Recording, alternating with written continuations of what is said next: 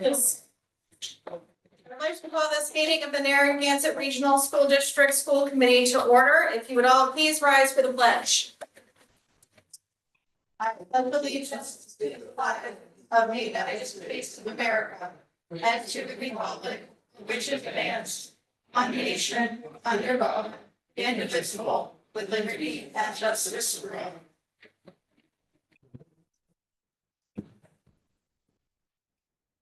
As a reminder, this meeting is being recorded. Susan, is it being live streamed? It's not. It is not. All right. So just so everyone is aware, that means that the meeting will be captured and then we will load it to YouTube and the respective websites later so that everyone can have access. All right, so we're going to get started with some regular business. We'll get started with the minutes for August 14th. And I would entertain a motion to approve the meeting minutes of August 14th, 2025 as written. Motion by Danielle. Second. Second by Bill. Any questions or comments on those minutes? Seeing none, all in favor? Aye. Opposed? Abstained? And I say yes, so that is unanimous. And we will also review the meeting minutes of August 21st, 2025. So I would entertain a motion to approve the meeting minutes of August 21st, 2025 as written. So motion by Danielle. Second. Second by Peter. Any questions or comments about those minutes? Seeing none, all in favor? Aye. Opposed? Abstained? And I say yes, so that is unanimous. And since I forgot to say this at the beginning, Sean Case asked me to let the committee know that he will be here, but he is running late due to another overrunning commitment. And Heather asked me to pass it on. She's handling a family thing at the moment and needed to choose family tonight. So bills and payroll. I would entertain a motion to accept the bills and payroll warrants as presented. So moved. Motion by Danielle, Second. second by Peter. Any questions or comments about those bills and payroll? Being none, all in favor? Opposed? Abstained? And I say yes, and that was unanimous.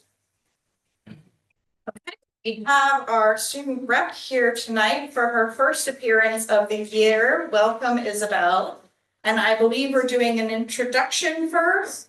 Shall I pass this off to you, Dr. C? Absolutely, Madam Chair. So we have Isabella Hill, senior. She's giving me her brag sheet. It is long and prestigious, but in no particular order, she is a member of, I believe, every honor society or close to it. With the exception of the off data, yeah. Maybe better look next time. Thank you. She's a former student officer, VP 9th grade, did all 3 AP classes in the past. She's an early college kid, Leo Club member, volunteer club member. Out of school, she has interned at TCTV and she plans to apply there as soon as there's a job available. She's also with the youth group with Bethany Baptist Church. Fun facts. I love painting giant watercolor paintings. Her favorite author is Keigo Higashino. Thank you. Her favorite book is Mal by Keigo.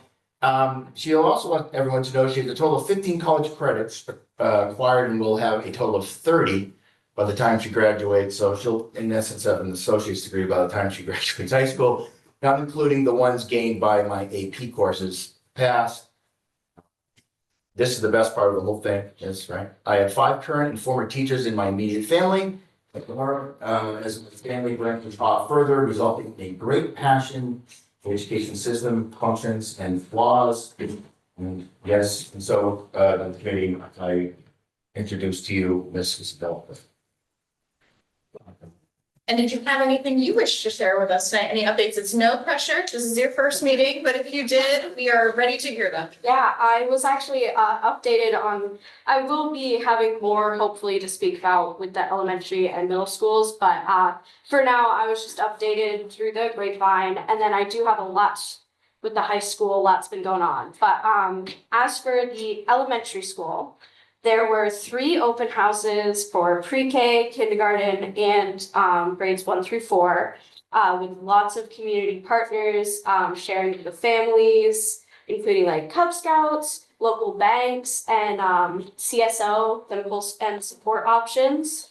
And then for the middle school, the grade 5 orientation to support students and families transitioning into the middle school level had a great turnout, and people had a lot of fun, and there were like ice cream sundaes and everything, and like the teachers were serving them. I thought that was so cool. And then there was an open house, and it was originally intended for only grades 6 and 7, not having had the like 5th grade orientation, but the 5th grade had so many requests to like from families to like join in on the open house that the whole community showed up. And again, they had Sundays, and I was like kind of jealous, not gonna lie. And then as for the sports, I looked it up, and the boys and girls soccer teams both had their first games yesterday, around 3:30, I think. I don't know how those turned out yet. I didn't get to see the scores, but field hockey started today, and then football for the middle schoolers is starting up on the 25th. And then the high school, we had, so the early college started full-time on September 3rd. I'm a part of that, as Dr. Passavan had mentioned earlier, and I've loved it so far. Like I currently have college writing 2 and principles of management. As a senior, we get to like choose which category, like major, we kind of want to go into. And I'm planning on going into business, and I was like really excited to get to start that and stuff. And from what I've heard from like my fellow peers, it's been going really, really well. And then the juniors are doing both. They have one class from Fitchburg as well as one class from the Mouth, and the teachers come here and have lessons in the FIBA here. And my experience last year was really fun, so I'm hoping that they had some good classes and are enjoying the professors. The MVP program with Monty Tech started. There are 12 students, 6 juniors and 6 seniors. And the seniors are the first cohort to complete the full 2-year program.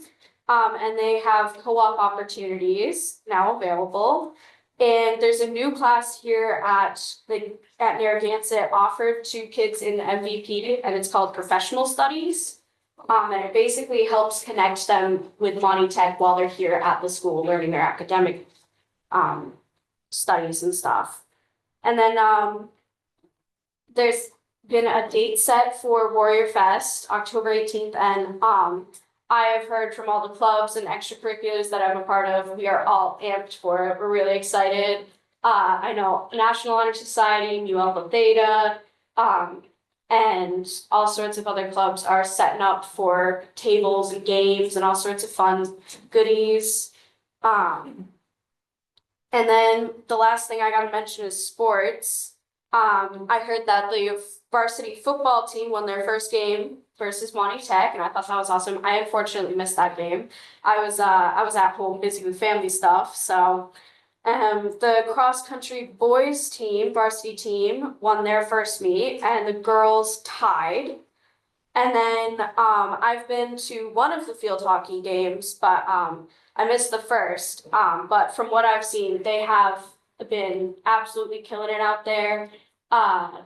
I saw some great sportsmanship from like both teams. There were several collisions and stuff, but like every time they like helped each other up, like, I'm so sorry, oh my gosh, like, and it was just so awesome seeing those interactions and seeing like all of the community come together and stuff, because we had great like people from Gardner and Gansett showing up to support, and like you could see the JV and middle school teams practicing and stuff, and they were sitting by the sidelines. They were awesome. So yeah, it was a great event. So, but that's pretty much all I got for the high school, middle school, and elementary school. Hopefully I'll have more time. It's fantastic. Well, I can't promise you'll have a crowd like this every single time. Thank you so much for coming in and taking the time. Susan, do you have a copy of her notes? Email to ask it.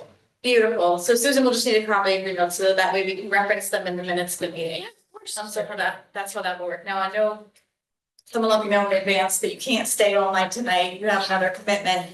So feel free to just exit whenever you need to. Okay, perfect. Thank you so much. Of course you can. And thank you guys for having me. So one quick comment, Jamie. We love our student representatives, joining us, and we learn a lot from you. So you're our eyes and our ears, and you make what we do here real. Yeah. I also hope that you learn from us, Mr. Why am I forgetting your last name? Stanley. Sorry, but his name was sat in your seat a couple of years ago, and now he is a member of our committee. So he learned a lot and decided that this was a good spot for him. You know, hopefully you learn a lot from us as well. Yeah, that's actually been something that I was considering is someday coming to a school committee and being a part of it. So really hearing it from both like the teachers and seeing it from the student perspective, there's just so much that I'd love to participate and help with in the education system. So any way I can, that would be awesome. So I was really excited when I got this opportunity. So That's great. No, thank you so much. It really is exciting to hear from you, and absolutely everything Danielle said is absolutely true. I hope that you are able to open up next week. I was too creative at sheet, so I just wrote down what I could. Break out your shell. No, thank you so much for coming. Yes, Really thank appreciate you. it. Thank you. All right. Have a wonderful night. Thank you so We much. absolutely will. Okay, Okay, seeing you.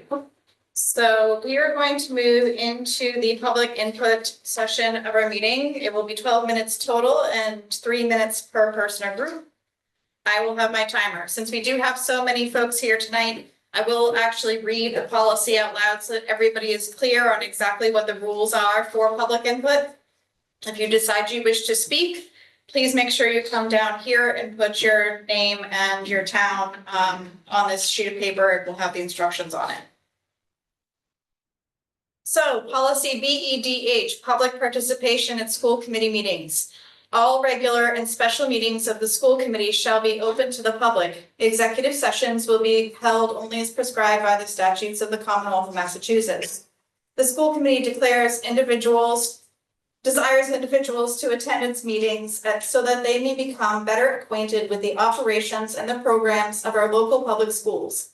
In addition, the committee would like the opportunity to hear public comment.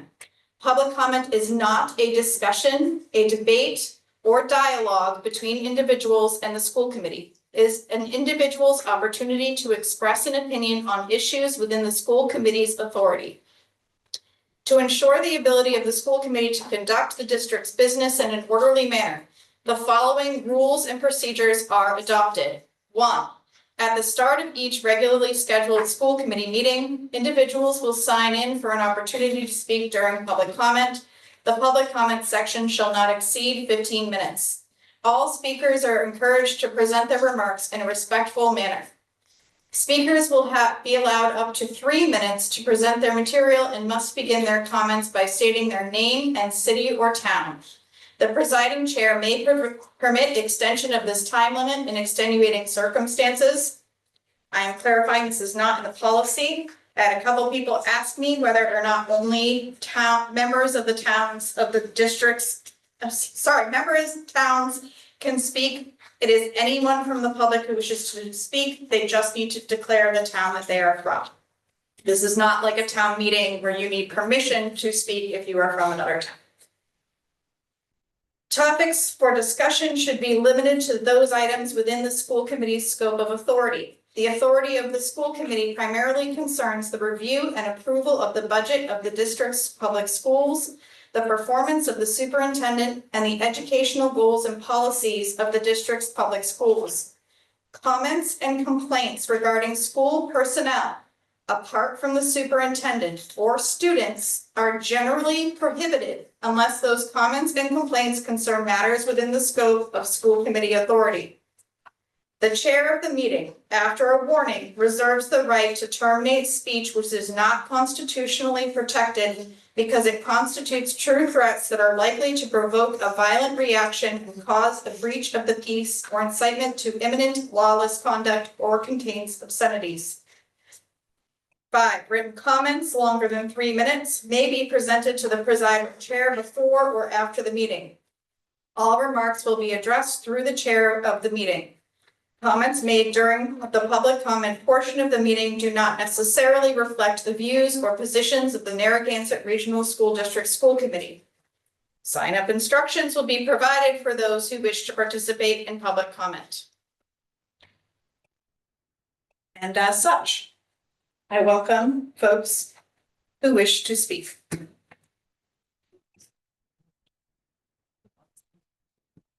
Hi, my name is Joseph Measer. I'm from Winchendon. Am I standing on the right You're spot? standing right in front of the camera, so you might just want to move. Yes, right there's fine, That's that's great. good, right? Perfect. Okay, I'm from Winchendon.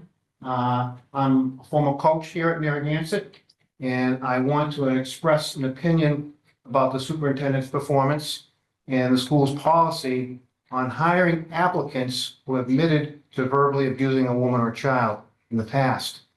Superintendent's policy does not exclude applicants who have admitted to verbal abuse of a woman or a child.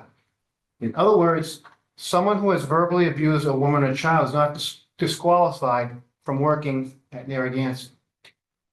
I believe this policy is dangerous and sends a powerful message that Narragansett does not expect high levels of excellence and respect for others.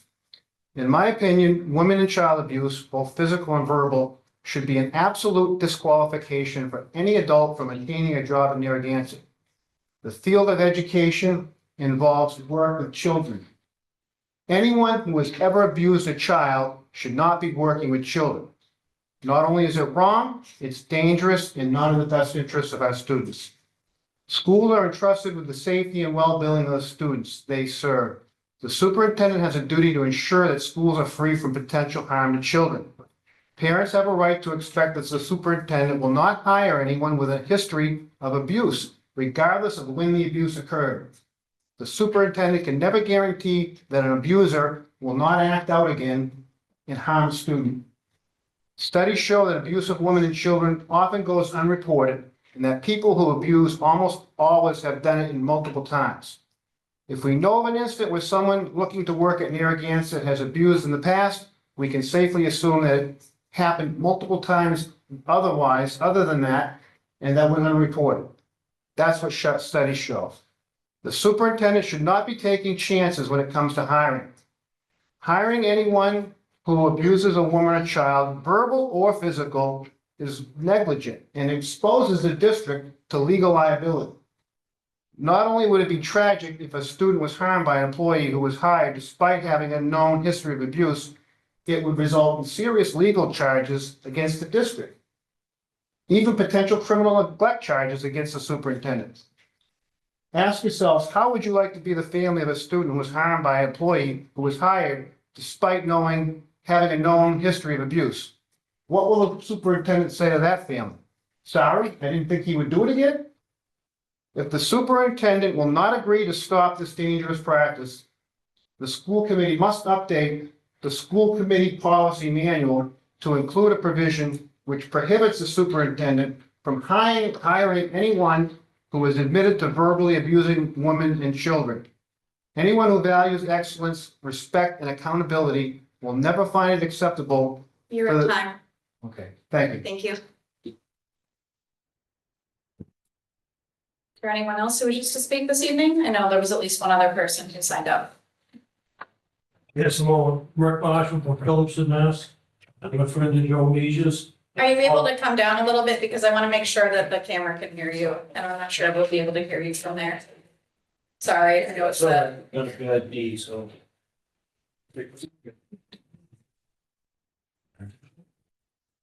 So I'm from Phillips and Mass, I'm a friend of Joe's. I don't know this football coach or assistant coach from Shinola, but I do know that I followed Joe for many years when he was coaching and saw him take the integrity of the sport and keep it up and raise it up. So what's going on now with somebody that's abusing his family multiple times, not one occasion, happened twice. is just wrong. And in this time of day and age, I think it's appropriate that you don't allow it to happen. Thank you. Anyone else?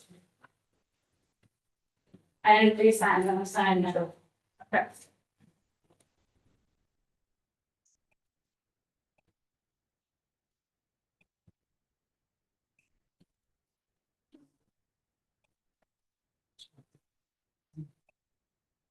My name's Jackie Gould. I'm a Templeton resident. I also am a fellow coach here at Narragansett, and I believe in personal growth.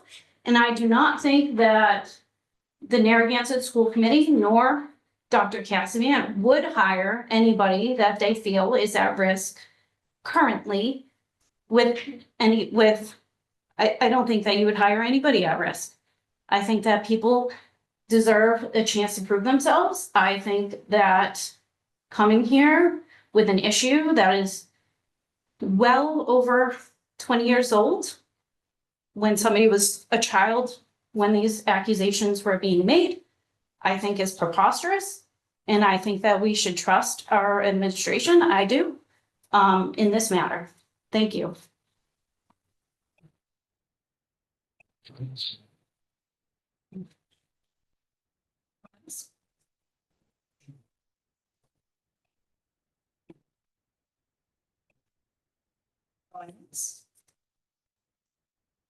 Twice? Okay, we will consider the public input section done. And we will move on to our report from the NDEA. Hello, well, we may want to give, it looks like folks are gonna want to depart, so maybe we get a moment to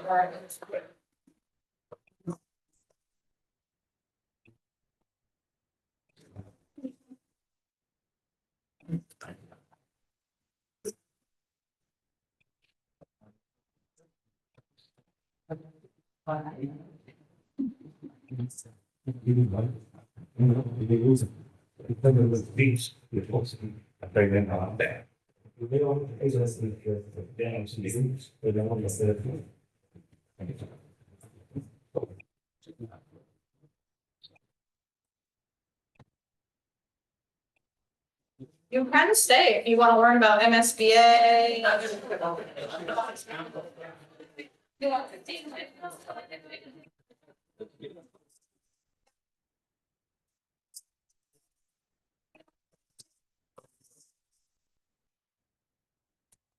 Anything warriors? Shoot. It's. Why don't you, Dennis?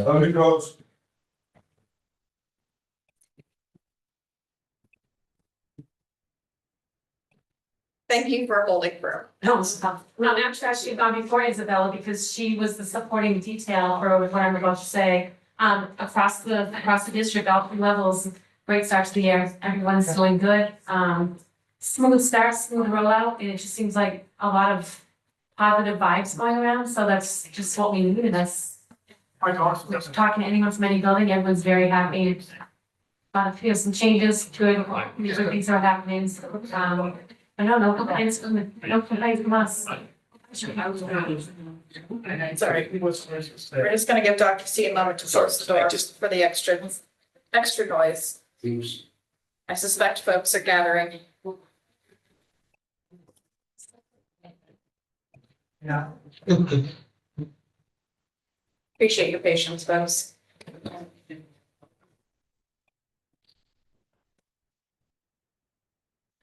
So I'm good. You're good. Great, and there again said, Well, thank you for holding twice. you're welcome. That's being a teacher, patient. All right, and next we do have a visitor this evening to speak with us about the MSBA project update. Dr. C, do you want to introduce our visitor this evening, or would you like to let him? Oh, I didn't see him. Oh, my God, John's here. Oh, my God, yes. So John, Butler is from he's from SMMA. And he has been, and his company have been instrumental in putting together our accelerated repair project for our roof together. And quite frankly, that's where I end and he begins, because everything from this point really is the expert from the expert. I So understand. John, can I just have you move up just a little bit, just so we can make sure that I don't need you on video if you don't want to be, but I at least want to make sure your voice is getting captured. That's okay. That's fine, Okay. thank you. I heard you there last time, so. So I don't want to take up a terrible amount of everyone's time. I'll try to keep it at a high level, but I'll start with the MSBA because they are the district's partner. So the MSBA will reimburse failing roof systems over the age of 25 years. So I just want to premise that right off the bat because we're doing approximately 70,000 square feet on the high school side, which is basically the entire high school roof, but only about 15,000 square feet on the middle school side because there was a renovation in 2011, it looks like, and that makes it ineligible. So this project is not looking at those areas because it would be a cost directly to the district without any aid. So late August, we submitted our schematic design package. For those of you who aren't familiar with the design world, that's about let's say 30% complete with the design. So it's still at a conceptual high level. But we did get an estimate back, and that estimate came back at about 8.4 million for our construction costs. Then you have soft costs on top of that. And an item that we were carrying as an alternate that we've been told we cannot carry as an alternate anymore because the MSBA is encouraging green energy through the ARP program. So there's about $3 million worth of solar readiness for this building. It would not cover the entire building because some sections, predominantly on the middle school side, structurally can't support solar panels. But nonetheless, about $3 million brings your total to about 12.8 million. So that's where we're at. That's our cost. The MSBA has that right now. My company, our design team, have been going back and forth with them just with some comments to the schematic design package itself. But we expect in October to hear back from them, and that'll be in the form of a project funding agreement, which is why we met with the select board last night. We're meeting with Templeton Select Board. Philip. We met with Phillipson last night. We're meeting with Templeton next Wednesday. So that's the finances and the MSBA's component of it. And I'm sure many of you actually are familiar with the issues in the school, but from a high level on that standpoint, you've got leaking in about 35 locations. That's obviously the big issue. I think the main cause of that issue looks like a failure in the flashing. It was a poor installation, and then there are some areas that are simply the building's very old and it's met the end of its useful life. You have ponding up there that some of you may have seen over 48 hours after rainfall. That kind of goes against ASTM standards, create safety hazards. But you don't really have a pitching or a structural issue. What it is failure of the roofing system itself. The insulation's failing and deteriorating, so the TPO is sinking, and you're getting ponding in these areas. The leaking's contributing to some corrosion, rusting on the steel beams and columns. That's the catastrophic risk. Right now, you don't need structural reinforcement. Do a little repair work to the beams and columns and patch up the leaking, and you shouldn't have a problem. But long term, if this persisted, you could have structural failure and then you lose the building. So that's a catastrophic. We are not anywhere near there yet, but that's why you approach these projects now. It's pretty much the high level of it. Do you guys have any questions that I can answer? Do you want to talk about the reimbursement rate? Oh, yes. So the MSBA provided us a reimbursement rate of 59%. Now that is not set in stone until that project funding agreement comes out in October. We'll be within that ballpark, though. It came up last night. I've seen it vary a few percentages either way, but 59% is what they'll reimburse. The district will have to borrow the maximum amount of that total project budget, and then we go through the MSBA system of paying our contractors, then sending those invoices back to the MSBA and they'll cut a check back to the district as opposed to, okay, the project's 12 million. We only need to borrow our 40% of it. You do need to borrow the whole thing, and then it's a reimbursement project process that my company will handle for you guys working with Inbridge. And just to share a couple of things I learned last night, though, hold me honest, was that essentially what would need to happen is, John kindly came and presented to Phillipson last night. I understand he's presenting to Templeton next Wednesday, is that correct? Yes. Yeah, next Wednesday. Those respective towns would then have to move this forward within those towns, both in terms of a special town meeting or town meeting, whatever is scheduled, as well as an actual vote, to take this on. And so there's a few more steps to go. And, with these MSBA projects, there are also timelines. So what was discussed is that we have about 150 days from now, is that correct? To wrap this up, with the meeting being October 20th for MSBA, is that correct? I believe so. I'm in ballpark. It's the second or third week of The October. second or third week of October, I like that even better, and then it's 120 days from, specifically 120 days from that date to have everything officially signed off and certified. How'd I do? That's correct. All right, Right, spot excellent. on. So are there any questions for John about the project, or where we are, or what next steps look like? How do we, how long, is the loan period for through the state? And be payback? Oh, so it'll be happening as you're expensing to the project. It doesn't work the same way as it did when we put this addition on. It's different now. They reimburse you as you go.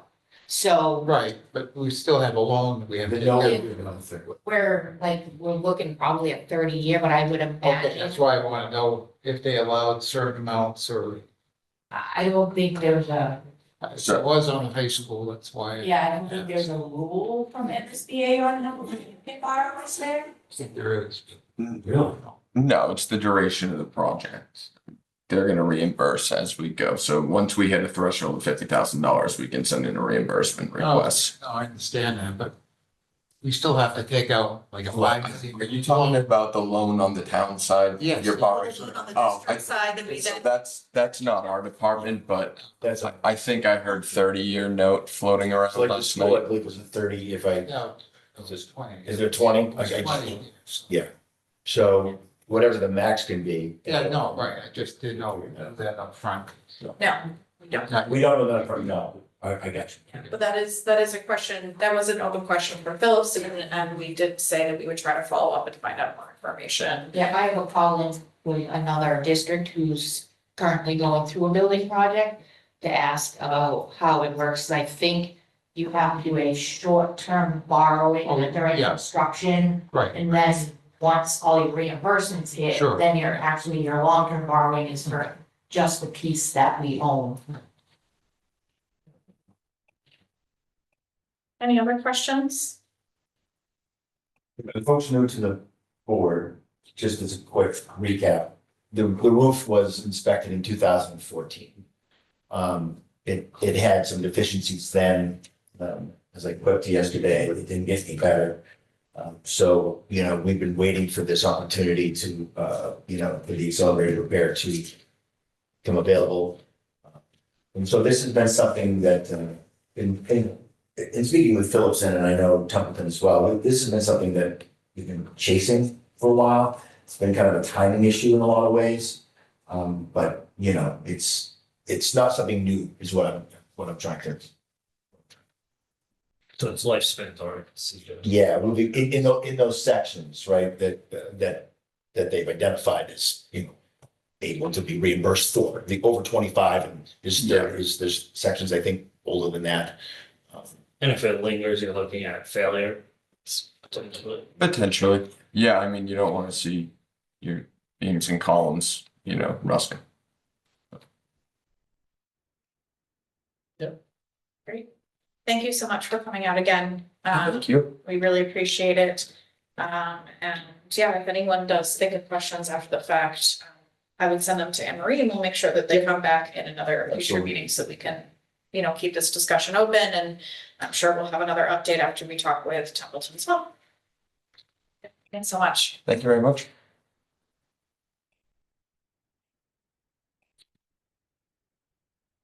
All right, Anne Marie, we have our FY 26 budget update, and if you want to combine that with your business manager report in any way, please do feel free. Sure, I don't think we have any updates to it's like on the state level, I don't, nothing has changed. On the reports, you can see that the August is, like July and August are not our busiest times as far as expenses, so there's pretty little reported. We did finalize all of our grants. They're all into the Department of Education, and we're just waiting for our final. Whether they like our budget choices or not, and then we can start spending. Any questions? Moving right along. Thank you. We now have our curriculum instruction update, so I know we were going to take a quick look at the mentor program tonight.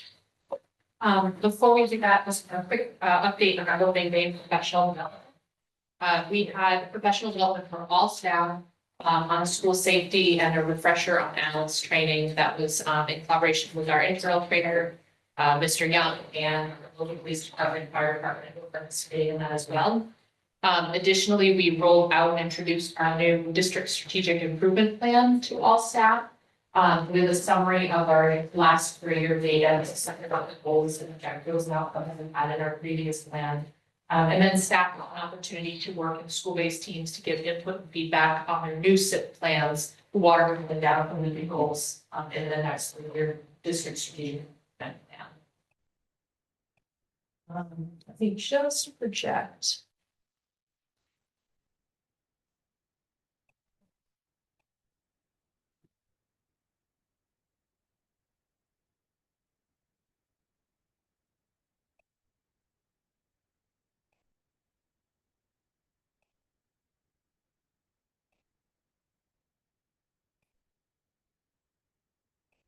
Sorry, related. Keep using topics.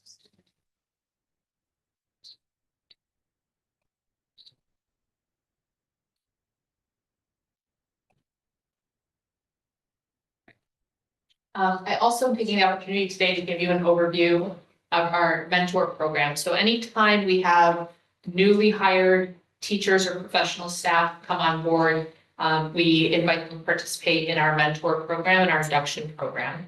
And so the purpose of our program is to help folks ultimately improve teaching and learning practices to support students in classrooms. It's also to help them navigate a new district and new communities. So we really focus on getting to know the towns of Phillipston and Templeton and the district itself. And then what does classroom practice look like here? What are some priorities here in our district? And so our top goal through our program is of course to support our new educators being successful in their first year here with us. We also help them acclimate to GANSIP, promote personal and professional growth as they program, create a system-wide atmosphere of collegiality, both with their mentors and with their administrators and with other folks that they work with over the course of their grade level, their department, their school. We enhance their skills through peer coaching, self-reflection, and ongoing learning and training. And establish professional learning communities that are founded on self-reflection, data practices, and collaboration. And the ultimate goal is to retain folks. We want folks to have a successful first year. We want them to feel connected and want to remain here in the district. So in addition to those things, our program is also designed to align with the Department of Education DESE's guidelines for induction and mentor programs. So we're meeting with what the state's expectations are for induction and mentoring. We are designing the program to both meet the hours and the requirements for professional licensure. So when folks come in, if they are new to teaching within their first 3 years, they often are on an initial license or provisional license or a different form of license that requires them to do some additional preparation and training to move towards a professional license. So our program's designed to meet that requirement for them. And we focus on the Massachusetts standards for tech-effective teaching practice. And we hone in most specifically on what our district focus areas are within the Massachusetts curriculum frameworks as well. So what does this look like for our new hires? There's really two major components. One is that we have full group sessions. So we meet for 2 full days over the summer for induction and mentoring, where our new hires have a chance to understand some of the data associated with the towns of Templeton and Phillipston, not just school-based data, but community data, and understanding who our populations are that we serve.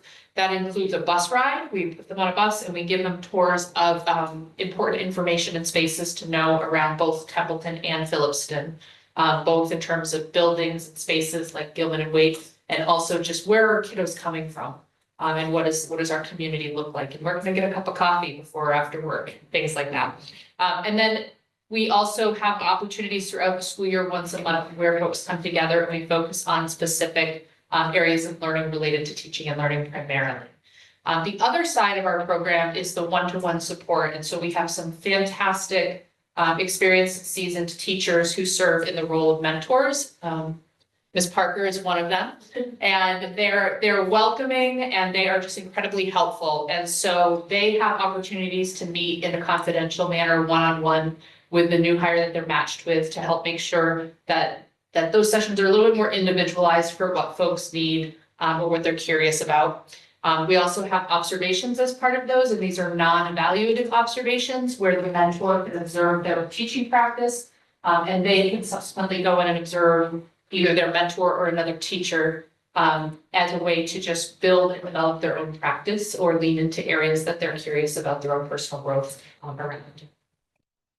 And so our goals by the end of the year with our program are really to focus on integrating our new hire into our school, our district, our community, develop professional relationships, really focusing on colleagueship, the use of data and assessment, which I know we talk about here a lot. We embed that within our practices as well to support adjustments to practice in classrooms or other practice spaces.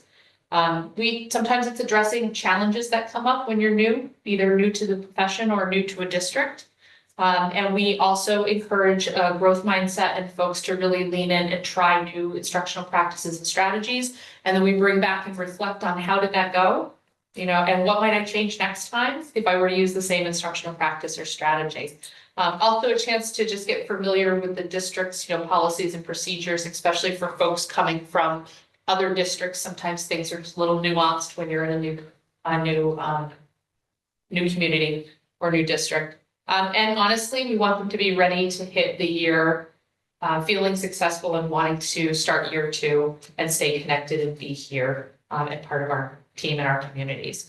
So here are just a couple of pictures of new hires. This is both this year's new hires and last year's new hires. On those opening days, you can see that first picture shows this year's newly hired teachers, one of which was here in the audience earlier tonight. And you can see just the excitement and joy, right? Fresh, those before and after teacher pictures, the memes of first day of school, last day. These are the first day of school pictures. So very eager and excited. We've got a wonderful group of newly hired teachers this year. They really are just, hitting the ground running and really expressing how excited they are to be here. And then they do some fun activities that help them get to know each other, their mentors, the district. And of course, we end with a bus ride with their mentors, so they have a chance to have a little bit of less structured time talking about the questions that they really have before kids walk in the door on day 1. And we have, like I said earlier, an incredible group of teachers that come in and mentor and support. We often have a wait list of teachers wanting to serve as mentors to help welcome new staff. And so I share that just because I know, as the year gets going, we move really quickly. We're drinking from a fire hose sometimes. And I just wanted to highlight the great work that our venture teachers are doing to support new teachers, and let you know that we are keeping this going every year to help support our new hires. And it seems we get really positive feedback, and often our mentors say I've learned just as much from the person I'm supporting as I feel like they've learned from me. So it's a really reciprocal relationship that we try to do. Any questions for Ron today? My only question is, have you started digging into all your preliminary data? Will that be something we see in these? So we have, we actually, in another hat that Ms. Parker wears, she also serves as a grade level leader. Our teacher leaders have had a chance to take a look at our preliminary data, and they're starting to work with their grade level teams unpacking what we have. What we have right now for preliminary MCAS data is still embargoed, so we can't release it beyond internal work with our teachers and our administrators. But we do have item level data, we have individual student scale scores and achievement levels. What we don't yet know are growth rates. We don't yet know what the state average scale scores are, or what the state achievement levels are. So right now, where we can see, we can basically look at our system and see where there are, strengths within a cohort, but we don't know what the bar is from the state level to really compare that to yet, but we should have that pretty quickly. So we're looking forward to that. We are starting to look at the item level analysis and individual student data currently, and we are just actually wrapping up our benchmark assessment window this week. So tomorrow is our last day of the window for grades 1 through 12. Our kindergartners at the beginning of the year, we do a little bit later just because they're coming into school and it takes a little while for routines. But we'll be looking at that data as we get into our next admin meeting next week, and then I think your leaders doing that with their grade level teams and departments as well. But we're digging in. All right. Do we, no surplus items tonight? Susan, excellent. No.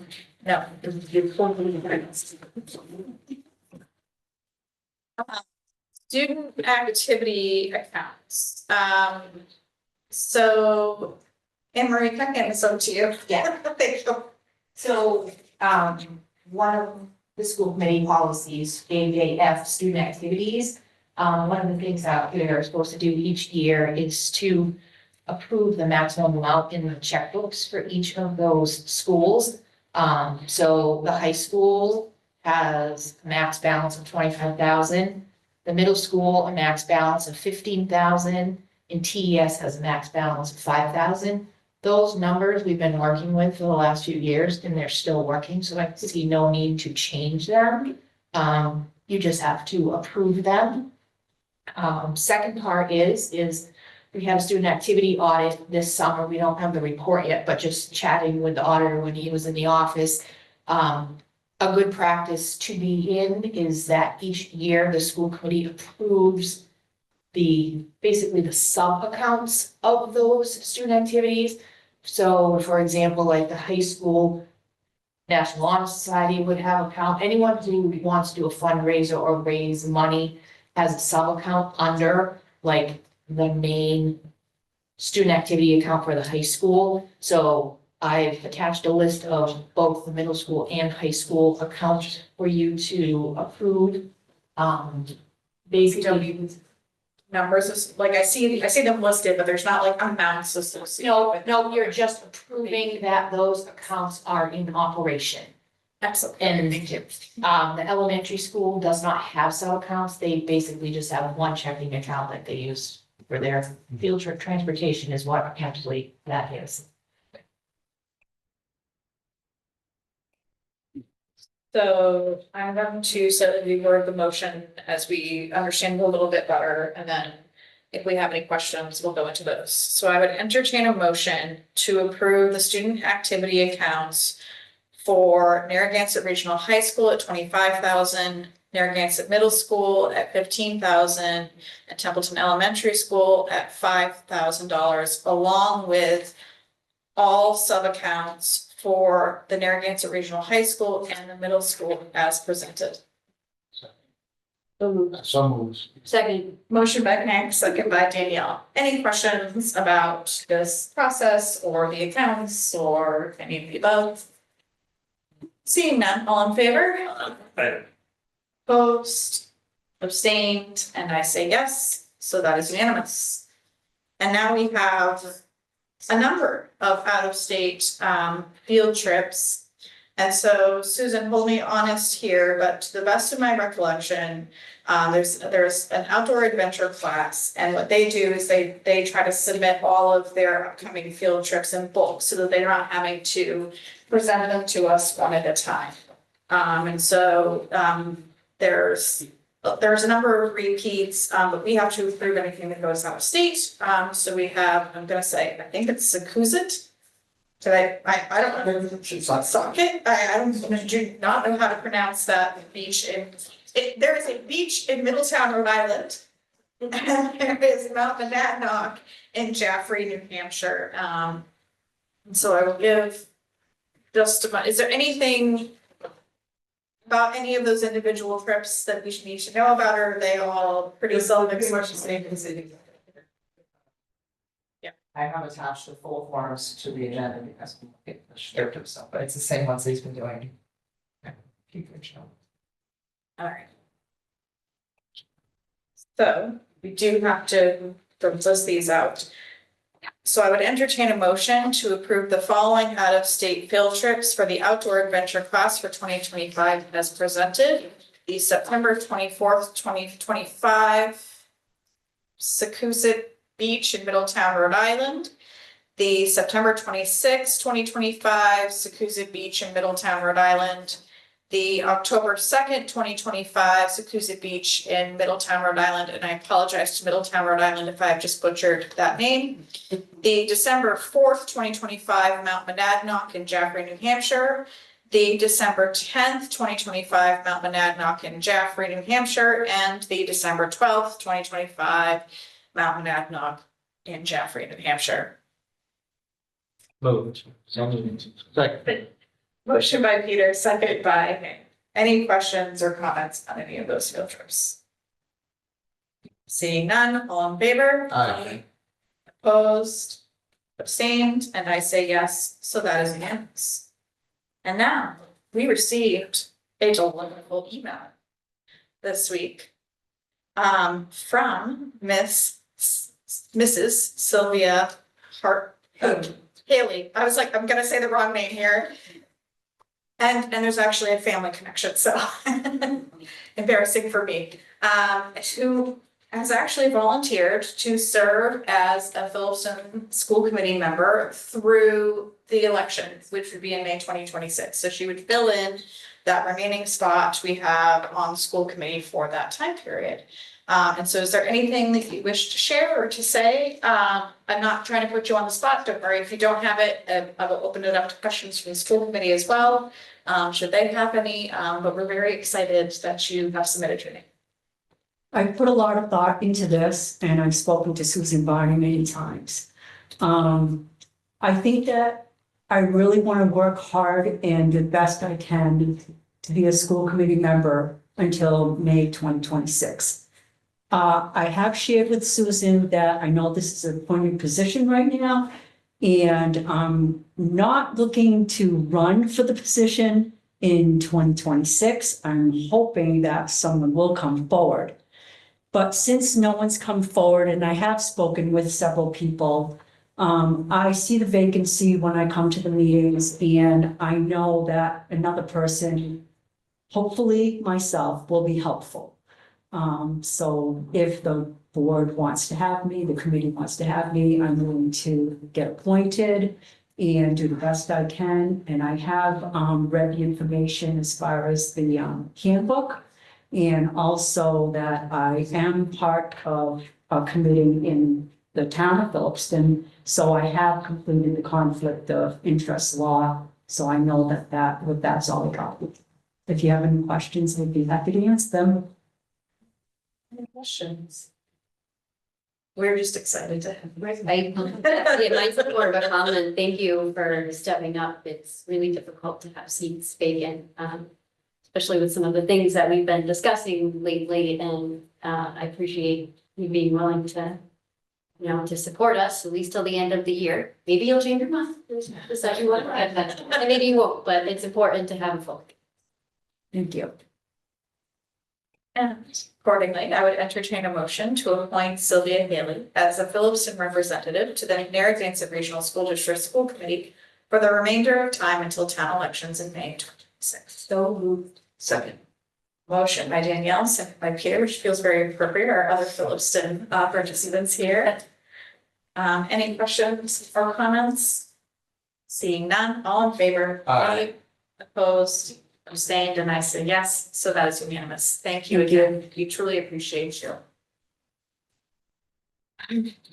MASC annual conference, so we did finally receive the list of events that they will have, the different forums and classroom meetings, etc. I took a look through. Unfortunately, the timing with which they submitted that was the same timing as missing the early bird discount. And so having looked through, like I've gone pretty much every year during my time as school committee, I did not see any new content for me outside of one lunch session. And so I personally am deciding not to go. If one of our new members decided that you would like to go to connect and meet with other school committee members, then certainly I would have you talk with Susan and we can figure that out. However, what I would say is that a lot of the content in this multi-day meeting is very repetitive to your one-day required training. And so if you have already done that or you've already booked that, there isn't a lot that I saw in the agenda that is going to take you above and beyond that. There were a few good sessions for, town relationships and things like that. But my personal recommendation is that you would suspend that until there's a larger set of content that looks good and valuable, and then attend some of those good sessions they have every year as opposed to going in this year. I think they're in a little bit of recovery mode after some negative feedback for last year. So it seems to be a very, very vanilla, very safe set of classes. And Danielle, I know you looked at it as well. I don't know if you have a different opinion. I have the same opinion. Yeah. That we shared the same opinion. I was looking for the theme, and I feel like there isn't an overall theme. It's just sort of sessions that may have been good in the past, and we're bringing them back, but they're things we've already participated in. Yeah. So. We still send them all in. And we still send Molly. Is it hot in here? She does not look particularly. Go there and just send them all in. Perhaps make that suggestion awful. Don't see. So we are now into the superintendent report. Thank you, Madam Chair. Not a lot to report, obviously, being that September. One of the things that, I see it every year, and it sounds like, I don't know if it sounds generous or not, but our buildings look fantastic. They're not here right now, but the custodial crew, well, Here. Keith, absolutely, thank you. But usually, they've just done another fantastic job, and they do, they take such pride in it. If you don't believe me, ask any teacher who tries to move a box too early. Okay, so, but a fantastic job. Ann Lyons is also here, we've done, every year she does it with projects. And it's a lot of paints, there's a lot of things, but she has painted, the gym, I'm gonna first call, she started last year, did the gym hallway. It was just really blah, and she painted it, it's fantastic. So like, if you've ever painted a hallway or a room, you know that you look down the other hallway and you go, God, I gotta paint that, it just doesn't match. And so she did, so she painted the hallway that has the boys' locker room and down, and when I went down to take a look at it, of course, it looks fantastic, I said, gee, hallway, I mean, I don't know if we have to just keep just going. I think we can talk her into absolutely repainting the entire school. If we just can a little bit by every single, but fantastic job, and she does a wonderful job with the block. It just was looked fantastic. You're remiss to say that our new field project, which is the field that's inside the track. If you remember, we've last year, we grass and company committee to all those type of things. And so we've had our first varsity level games on them this last couple of weeks. And it just. I'll pause you for a second so Sean can join us at the table. We can note that he joined the meeting at officially walked in the door at 6:35. Thank you, Sean. The field looks fantastic.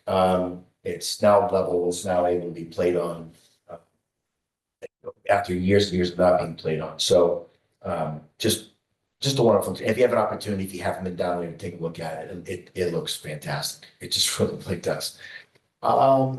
In terms of kind of the business of the business, we have some other things coming up, but we did our September enrollment. Usually we don't really hop into enrollment till October and we get into it though, but we did, as we do every year, every month, I should say, we look at where we're at and what happens. And so when we did a comparison from FY 25, which obviously is last year, September, and this year, September, striking, we are 61 students. We have less than 61 students we've been the year before. That's the largest drop year over year we have. We had a we had a small kindergarten class, smaller than the last 4 years, I should say. And so we don't know. We don't know until we get the final report and the financial report where everyone goes. Like, where did everyone go? Did they move? Did they school choice out? We're only, we don't know school choice out, but we are 9 fewer school choice students than we were last year at this time. So something to look at. We've been gaining students for the last 3-4 years in a row, pretty large clips. I don't know what this means, but we'll look into it. So the total last September when we did the survey was 1,448 students, and this September is 1,387. So we haven't been in the 1,300s in a while, and so we'll report out when we have more information. So I'm sure folks are going to want to know where kids are going and coming. Like we talked about, I think we can dig into that more after that magical October Right. 1st date. We really have the final numbers that we submit to the state. One of the things that I'd be curious to look at is whether this is concentrated in a specific grade. Sure. Versus is it spread out? I mean, those are some of the questions I immediately have in my mind. And Right. other folks have other questions they want to submit either to me or to Dr. C. We can make sure that we dig into those questions and look at that data a little bit more. Other than that, Madam Chair, that's in my. Did you want to talk about the rec timeline? I didn't know if we want to, if you wanted to kind of preface it. Oh, so as the school committee knows, I was tasked with to create a RAC timeline. Don't let him fool you. He loves a timeline. I do. So what's happened? I'm glad Mr. Toth is here because he has been here from the very beginning of it, in terms of start talking about the RAC itself. But as time has gone on, what I noticed either on our favorite, media pages or just in conversation, we're starting to history is either recreating itself or there's just a lot of misinformation. So what I did is I really started from the beginning and it just went painstakingly through, from July 31st, 2019 until April 2025. And just really picked up the highlights of what has gone on and the reasons behind them. So what makes this timeline probably a little different than maybe some timelines that you've seen or used to, as the kids say, I have receipts. And so what I did is anything that I have put in the timeline is supported by a document, by an email exchange, by something. So if I couldn't really, drill down, and find something, I didn't usually put it. But where I started, quite frankly, at the very beginning, there are 2 or 3 paragraphs about the 2 budget seasons where, I get into the new school, but January 2018, and then we get into April 2018, we start talking about those very tough budget cycles years. Those were the, where we were 1/12 and et cetera. And so I started from there, because it made sense. As I put in my narrative, it made sense to start there because many of the things that came up about the regional agreement were driven by what happened during those budget cycles. So just as a quick, when we survived the cuts, the first year in FY20, when FY21 came, there was just no way that we were going to, when I say by survive, it's keep Phillips Memorial open. And so when we had to cut X amount of X, then we had to close that building, and then it's all written, but where kids had to go. And that's when folks started to look at the regional agreement and look at making amendments to the regional agreement to prevent, possible moves like this, et cetera. And when those amendments came through me and I sent them to the Department of Ed, that is when it became then it's when we learned a couple things. One, the regional agreement was outdated, and we needed to update it to basic language, to the more current language in terms of ed reform, et cetera, to even consider an amendment. And two, it was never signed by the Commissioner of Education. So those two things came about almost at the same time. And then what transpired after that is in this timeline. I do not claim for 1 minute that I have every bit of information in regards to the RAC timeline. I can only respond to the information that I have, emails that I've been CC'd on, emails that I sent, have received, etc. I'm sure that internal emails, either from both towns or etc., I'm sure that they exist. I just don't have access to them. So I understand that someone may come to me and say, well, that's not the email that came before. I wouldn't have access to those anyway. This really is from the perspective from the district's perspective in the information that kind of flowed through or between towns, the Department of Ed, and the district. So where will this be? This is going to reside on the website. Okay. When you click the link, you go right to the document. It's a little funky. Just because it's a Google Doc, just as we did there, and sometimes you have to hop back out to go back in. Yes, there'll be a hard copy as well. This is over 100.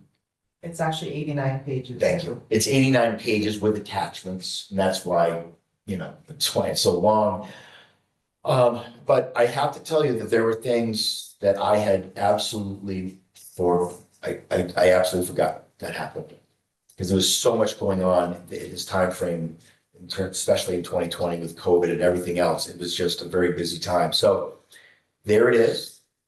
I look forward to anyone's feedback. I didn't go too far into the narrative. It's really just like on this date, this happened because I received these 2 emails. So it's really kind of, I tried to be as sterile, quite frankly, as possible without adding too much editorial. Objectives, right. Versus commentary. Right. So I'm going to send these to both towns as well. It's documented to both town administrators, select boards, et cetera. And then there you go. And I just want to talk a little bit, this was something that got brought up in the finance facilities group last year, and it's actually something that Jackie, who actually serves on I want to make sure I say the advisory board, had said that would be very, very helpful to her because there's so much conversation around this at various times. A lot of it happens over social media. It gets very confusing very fast in that environment. And so she talked about it, we talked about as a group that this was something that the community, that would be really helpful to the community and help at least present, as objective a view as possible, understanding that it may not be a perfect view because it doesn't, to your point, include all the different exchanges that might have happened within towns or between towns. And so, we hope this is genuinely meant as a hopeful document to help get everyone at least on a starting same page. We talk a lot, I work in digital marketing, and we talk a lot about how that it's very difficult to have a conversation with someone about digital marketing or the details of it unless they have 30% fluency. So they need a level of 30% fluency before they can start to really engage in the conversation. And so this would be our attempt at helping our districts and our parents and our communities reach 30% fluency with a starting set of information. Well, thank Susan, Oh my gosh, of course. yes. And Jared, our tech, Jared, because it was really Figuring out how to do how this. to just not only link, but how to make it just readable, quite frankly. So I need to thank us because it was quite an endeavor.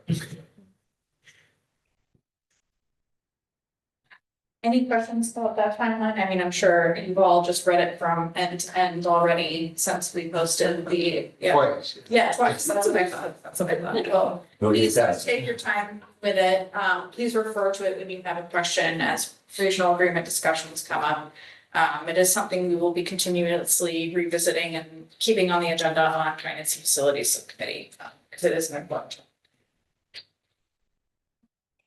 So we do not have any items unreasonably anticipated, not reasonably anticipated.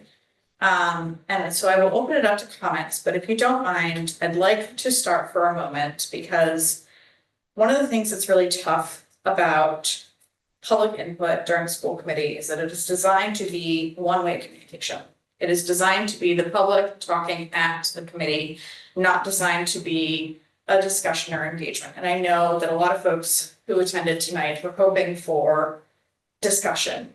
And that can sometimes feel to the public like a lack of transparency when we don't engage in that discussion, but that is deliberate. And in this case, especially deliberate because it relates to personnel matters of which frankly do not fall under the purview of school committee outside of the performance of the superintendent. And so therefore it is not a matter that school committee would typically engage in or talk about, yet we do have this platform for public input and folks wish to use that platform. What I do want to say, however, is make sure it is abundantly clear to our public and to everyone who did attend our meeting that in fact we do have multiple policies that are specifically targeted at making sure that every person who works in this district is someone who is of a caliber to work with our students. We specifically have policy ADDA in relation to background checks, and we have policy ADDA. So folks under Corey's, there are new policies in place related to sorry, fingerprints, etc. There are extensive background checks that are in place before someone works with the district.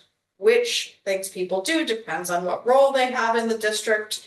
But no matter what role they have, they undergo extensive background checks, period.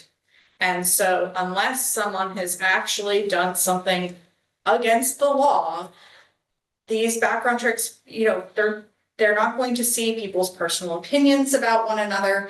They're not going to see what one person is claiming about another person. All they're going to see is what is in documents about those individuals. And I want to make that abundantly clear to everyone.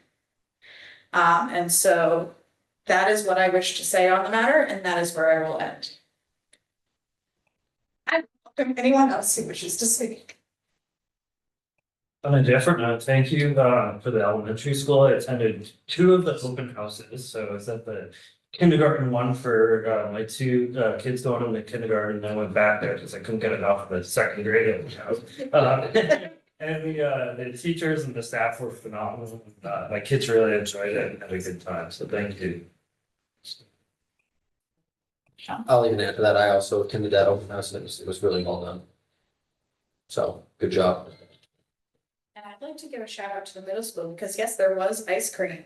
But that the kids had so much joy walking through those hallways. My husband was commenting that he couldn't imagine wanting to go to an open house as a student. He couldn't, he's like, this, I cannot calibrate this in my brain. I never would have wanted to do this as a kid. And the fact that we have a school environment where kids want to come to their open house is really a big deal. And so I'm sorry that Lisa has left, but many thanks to everyone who was involved in all of those opening and welcoming events. I know they have the Warrior Leadership too. I mean, there's just tons of events that lead into school starting and people care so much about it. And I mean, I saw more smiling faces than I could count.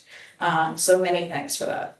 I have a note of positivity as well, that is a personal note of positivity. Monday was dot day at the elementary school, and we did not have any clothing that had dots on it for Jude. And I said, sorry, bud, we don't have any dots. And he said, it's okay, Mama, they're gonna love me anyway. Which to me was a huge sign that those welcoming environments that you guys are striving to create. He was all about that. Don't worry, Mom, they're gonna love me no matter what. So Awesome. they're doing a good job. Subcommittees are just getting started. I'm sorry, did someone just try to speak? I heard it. All right, never mind. Subcommittees are just getting started up. The the first meeting of finance and facilities will be next week, and we do have our non-voting member from Templeton, and we've reached out to Phillipston as well to remind them that we're hoping that they will have a non-voting member in that committee additionally. District operations, I know, has yet to be scheduled. Labor management committee we're working on as well. So I will just give over to CPAC. Do we have any CPAC updates yet? It's very early in the year, so if the answer is no, then that's fine. Nothing updated. Okay. PTO?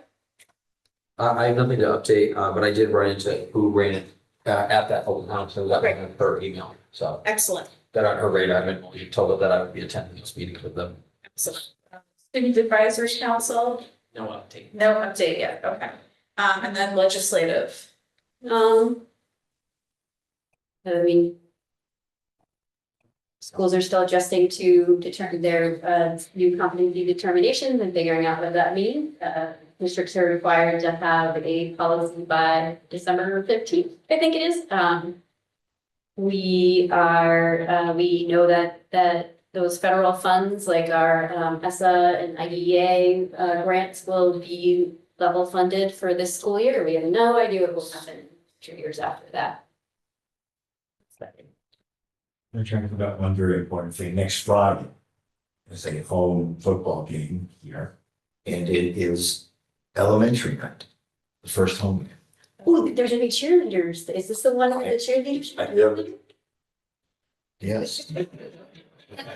Well, is relatively. Yes, there will be. It's gonna be a cheerleader. And fourth grade singers. I have my finger on the pulse. If you want me to keep track of what In Lions is doing at all at any point in time, I can't. So you understand that it's a moving target. Yes, it's gonna be a wonderful evening. Can't wait. What else? Please. Stitch night, so the kids they're gonna do Spirit Day at the elementary school next Friday. There'll be tropical / Lilo Stitch, we'll have Stitch at the game, it's gonna be fun. Excellent. Is it Dr. Steve Stitch? Is he going to? Classified legend. We can volunteer everyone for you. Let us. I've been working on cheerleaders, so we'll see. Don't hurt. I need you at this table. Sorry. So we do have some correspondence this evening, and from Jeanette Craig. I apologize if I just mispronounced your name. Hello, I would like to express to the school committee how I am very unhappy with the decision to move forward with discontinuing after-school buses for the middle and high school. Due to this, my children have been significantly affected as they are very limited now to when they can stay after, so that they can be safely transported back home. Wear your glasses, Jennifer. This has significantly put a strain on their learning as teachers only stay in certain days, and Wednesdays teachers have meetings so can't stay. It is disheartening to see after-school services limited for them as this has taken opportunities away from them that they would benefit from. This doesn't allow for equal opportunity among all students in the school system. I am sure my children are not the only ones who will be affected by this privilege we had in the past. Please strongly consider getting an after-school bus back for these students in next year's budget. And I will write up a response, but I do want to echo that this was one of the hardest budget cut decisions that we made last year. So just to bring everybody back in time for a moment, when we put forward last year's budget, originally we did have the after hours bus along with a number of teacher positions in it. After speaking with both of our member towns and understanding the appetite or lack of appetite within those towns for a potential override, we did make the difficult decision to cut back that budget so as to ensure that there was enough money to go around to all the different services that our towns need: police, fire, library, et cetera, senior center, and so on. And so we never make cuts lightly. We never enjoy making them, and yet sometimes they are necessary in order to make sure that we can keep running as a school and continue essential services. I completely understand why folks would consider this among those essential services, and we will be doing everything we can to bring that back. But we also need folks to understand at the end of the day, we do have to run a balanced budget, and unfortunately, this just couldn't be fit in this year. Right. Our next meeting will be Thursday, October 16th at 5:30 p.m. And we do have an executive session this evening, which we will not return from. So I will read out that motion. So I would entertain a motion to enter into executive session as per Mass General Law, Chapter 30A, Section 21A, for reason number 1, to discuss the reputation, character, physical condition, or mental health rather than professional competence of an individual, or to discuss the discipline or dismissal of, or complaints or charges brought against a public officer, employee, staff member, or individual. The meeting will not return into open session immediately following. Moved. Motion by Sean, seconded by Peter, and we'll just do a quick roll call. Aye. Sean. Aye. Peter. Aye. Danielle. Aye. Bill. Aye. And I say yes, so that's unanimous. So the public portion of the meeting is adjourned, and we will go into executive session. Thank you so much, everyone, for attending. Madam Chair, a quick comment. You cannot close your public meeting in executive session. You have to come back to a public session for the purpose of closing the meeting only. That's by state statute. We will look at- Watch the select, This is how we do it.